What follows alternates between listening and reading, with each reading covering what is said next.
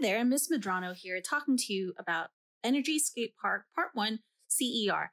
Now, because this is the CER, but with no R, it's just, the claim and evidence. So let's first talk about what is expected of you. So this is the key question. This is the question you're going to be answering. And we want to know, how does the way the energy is stored in the system change as the skater moves through the half pipe? What happens to the total energy in the system? So what you want to do is talk about what energies do we see in the system as it's moving, as the skater is moving. So we see that there's kinetic, there's potential. So you need to mention kinetic. You need to mention potential and what it's doing, what the skater is doing as it goes back and forth on the ramp. And then it's also asking, right? The question is also asking, what happens to the total energy? So you should also talk about what happens to the total energy. So all of this needs to be in your question. Okay. Now, in your evidence, a lot of you put screenshots, but just your screenshots. You need to make sure that you're adding some other information. So what kind of information is important? 1, tell us what is important. So you should tell us exactly what we should be looking at in your screenshots. Whoops. So tell us what you want us to see in your screenshots, and that would make it a lot easier. And then second, where can we find the information?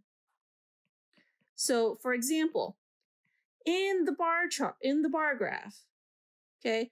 So looking at the bar graph, we will see whatever it is that you want us to see. In the speedometer, you will see whatever it is that you want us to see in the speedometer. Where can we find the mass or the total energy? So tell us exactly what it is you want us to see. It shouldn't just be one sentence of, here is speed, right? It should be something that's really important that you want us to see in your evidence. Now, in your rewrites, don't just rewrite one word, right? You have to rewrite the whole thing. Make sure to rewrite the whole thing. All right, don't take our comments to heart, because your teacher has worked really hard at making sure that you got the right comments for you. Great. So that is part 1. Now, let's go on to part 2. All right, so this is part 2. And our key question is, how do speed and mass affect the amount of kinetic energy stored in the system? So what we want to do is take a look at speed and mass and how it affects the kinetic energy. So in your claim, you will need to talk about speed and kinetic energy. And what is this relationship? So for example, as speed is increasing, what happens to kinetic energy?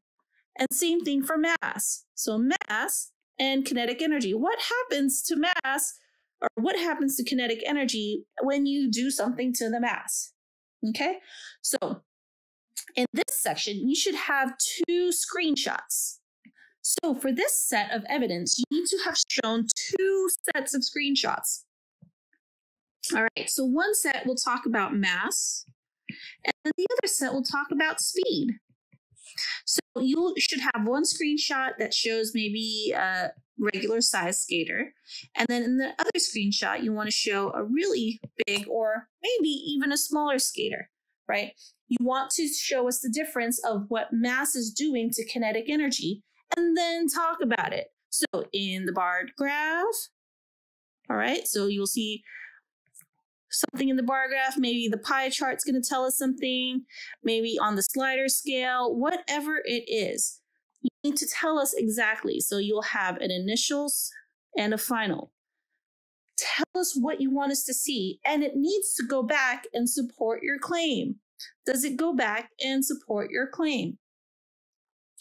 Now, same thing for speed. So for speed, maybe they're going slow, and then here they're going fast. And then tell us, what is it doing to kinetic energy?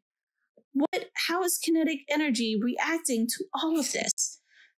Okay, and it's important that you tell us exactly where in your screenshot we'll see this information. So you should tell us in the bar graph, you will see, in the pie chart, you will see, where can we see the speed? How do we see the speed in the screenshot? That's what you need to tell us. All right, so now we're in part 3. So in part 3, we are going to go over the question of how do the mass and height above the ground affect the amount of gravitational potential energy stored in the system? So you're going to answer the question and you're going to show how mass and gravitational potential energy are interacting, right? So you will say, as the mass is increasing, the gravitational potential energy is doing something else. And then do the same thing for height. As the height is increasing, the gravitational potential energy is. So you should tell us how the gravitational potential energy is reacting to the changes that you've made in mass and the changes that you've made in height. So like in the previous example, right, we are going to talk about how mass changes and how height changes and how that affects gravitational potential energy. So you're going to do one for maybe a small person and then one for a large person. And then in the height, maybe you'll show the skater at the top and there's a skater, and then maybe you'll show the skater at the bottom. Whatever it is, you have to tell us where to find it, right? So you're not saying that the skater is going to feel an increase in speed because of da da da da da. That's just too much information. You should show us where on the screenshot we'll see height and how it's affecting gravitational potential energy. So here you should say something about the bar graph, the pie chart, the speedometer, if that even matters. Same thing here, the bar graph, the pie chart, and maybe the speedometer, if that even matters. All right, so as long as you can make your point. So go back and look at this. Does my evidence go back and make my claim true? Does my evidence go back and make my claim true? Make sure that when you rewrite this, that it's a really brand new statement that we all can understand and that it answers the question, the key question, and your evidence gives us the points that you're trying to make from your claim. All right, we've made it. We're going to work on the last part of our CEs. No R because it's just claim and evidence for part 4. Now, we are going to look at the question when friction is present. So now friction is present. Let's see if we can highlight this. When friction is present, how does the way energy is stored in the system change? So maybe something else is happening now that friction is present. How would you define the system? And so the important part is how would you define the system? A lot of you forgot to answer this question, right? So maybe we first define our system, right? Define system. And then address when friction is present, what's happening to the energies. All right, so now I won't tell you what's happening, but you have potential energy there, you have kinetic, and maybe something different is happening now that we've added friction. Okay, and in your evidence, make sure to have your screenshots. All right, so you need a screenshot or a picture, but make sure that it can show us the bar graph, right? So you have to refer to the bar graph. You have to refer to the pie chart. You have to refer to the speedometer, whatever it is that you want us to see. And once again, like in the other ones, you should have an initial state. So initial state and then a final state. All right, so that is for part 4. And I know you will rock this rewrite. Okay, so just take all the comments that your teachers have written for you and then rewrite it to the best of your ability, and you will get that A. I believe in you.